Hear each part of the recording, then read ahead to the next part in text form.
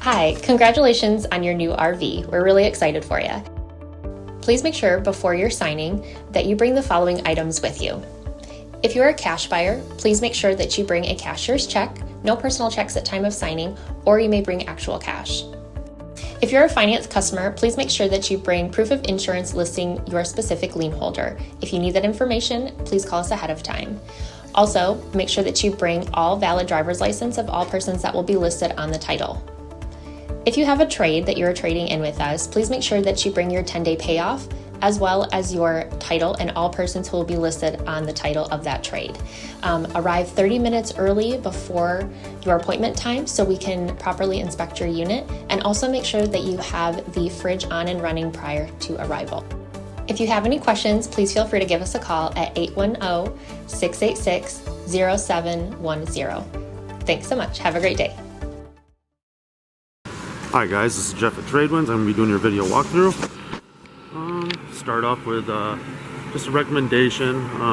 With this being used, I would definitely highly recommend a extended warranty. It'll just help you out in the long run. To get started, this is going to be part of your convenience pack. This is going to be your water pressure regulator. Basically the way this works is whatever hose you guys end up getting, I would definitely keep this connected to it at all times. This regulates the water pressure to about 40-41 psi. You don't want to just hook a hose up and run water through the lines. You could possibly bust the lines. This is going to be your 30 amp adapter. That way you can plug into 110. This is your sewer hose. I'm not going to lie, it's not the best sewer hose in the world. It might get you by, but I would definitely recommend using your 10% in the store of your date of purchase. That's how you're going to extend your stabilizer jacks, just for stabilizing, not for leveling. You'll either level out in the back with some blocks on some tires, or in the front here your power tongue jack, and then bring those down just onto the ground. So right there. You have two 30-pound tanks. Those are full for you. You will manually have to come to the regulator, flip this over to draw off the other tanks. Brand new 24 interstate battery. If you're not using the trailer for a period of time, I would just recommend disconnecting that. You do have stuff inside the trailer that runs strictly off a 12 volt, and without power going to it, they could die. So I would just disconnect that if you're not using the trailer. One thing that will keep it charged, if you're plugged in at the house, it'll keep it charged to the battery, or while you're driving down the road with the plug hooked up. And you have your power tongue jack. Extend, retract, a little light.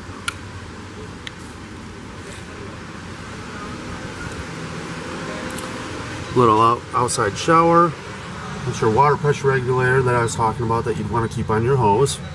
That's hooked up to your city water right now. So if you're at a park and they have full hookup, that's where you'll hook up at, and you'll get water to the system. That's going to be for your fresh water or potable water. So if you're at the park and it doesn't have full hookup, that's where you'll fill up, probably at the dump station. And that's strictly using the water pump to get water through the system. That's going to be your black tank flush. The way that works is you want to put your hose on it with the water pressure regulator, turn it on. You want to go to the dump station, which is going to be in the back. And make sure that the black tank is open while you're running that. And what it's going to do is, basically there's a mechanism inside your black tank that's going to be cleaning off the sensors and the sidewalls. Just want to make sure that you have the black tank open while you're doing it. Otherwise it will fill up, come up through the toilet and all over the floor. You definitely don't want to do that. It's going to be your freshwater drain. So that's where you'll drain right before you leave the park from your freshwater tank.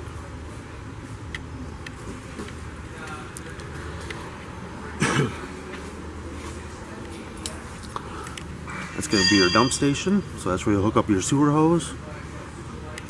That's your black. It's going to be your gray. I always pull the black first, Then pull the gray, just kind of cleans out the sewer hose. Here's your water heater, gas and electric. All from push of a button from inside. The way you fill this up is you'll hook up to your city water connection with that water pressure regulator, turn it on. I'll come here, relieve the pressure. Keep on doing that until you see water coming out of here. Once water comes out, you know the pressure is out, the tank is filled, and it's safe to light. You do not want to light it without water in it. You will burn up the elements. Just make sure you put this plug in first before you do all that. To drain it, I'll open this up to relieve all the pressure. Just leave it open. Once all the pressure's out, water will come out of here for about 5 seconds. Once it stops, all the pressure's out of it, then it's safe to take this plug out and it'll drain right there. It's the exhaust of your furnace. I would definitely recommend getting some wiper seal lube in the store. I'll always lift this up, get behind it, spray the outside. You just want to make sure that stuff doesn't dry or crack. You want to make sure it stays nice and lubricated.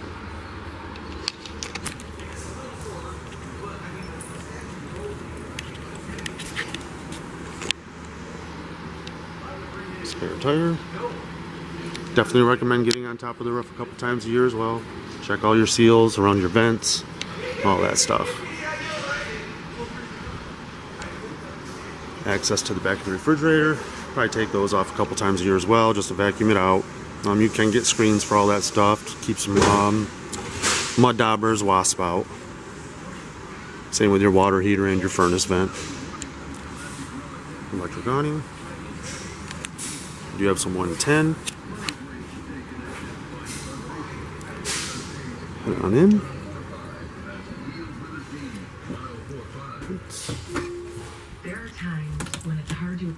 This will be for your fan.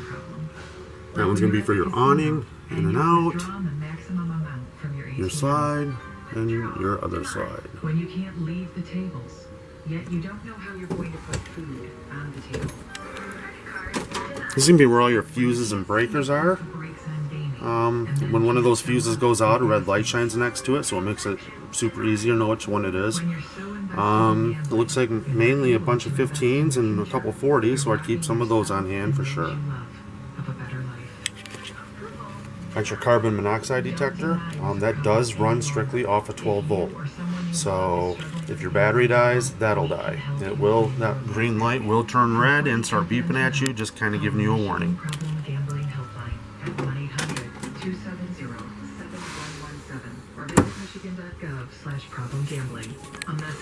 Stovetop is spark. You will manually have to light the oven. Spark all to the far left. These are going to be for the 3 burners. You will have to hold the pilot in for the oven. Once it lights up, I'll just kind of go down to the coupler, let it warm up for a minute. Once it lights, turn it on, and it lights right up. Microwave, hood vent. This is gas and electric. Your freezer will get cold in about 2.5 to 3 hours. Refrigerator more like 8.5 to 10 hours. So I would definitely recommend just maybe before you're getting ready to go camping, plug it in, put it on the electric side of it, let everything get cold. When you go to leave the next day, maybe switch it over to gas. That way everything stays cold for you.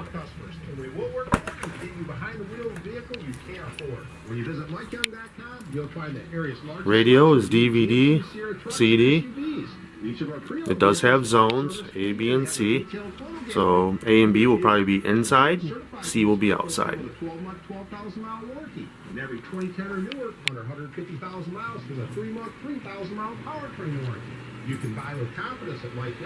Another thing I would recommend, when you get to the campground, get underneath the sink in the kitchen here, in the bathroom, get behind the toilet, check those fittings, just make sure everything's tight. Stuff does like to loosen up as you're going down the road. Even after you leave the campground and you get home, I would probably check them again, just to be on the safe side. Don't want you to end up with water all over the floor.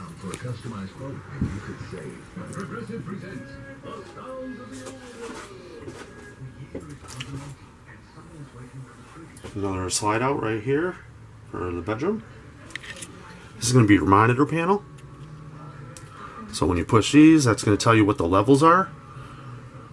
Looks like you have your galley, black, fresh, shows your battery life. This is going to be for your water pump. So if you're at the campground and doesn't have full hookup, this is what you'll turn on to get water through the system out of your potable water tank.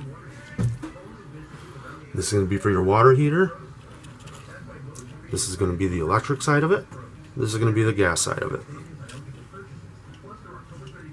GFI plug, just like you have at home probably in your bathroom.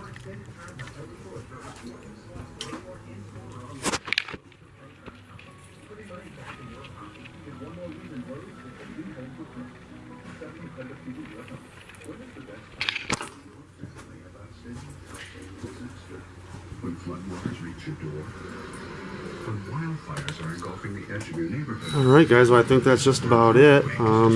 Thanks for choosing TradeWinds and have fun camping.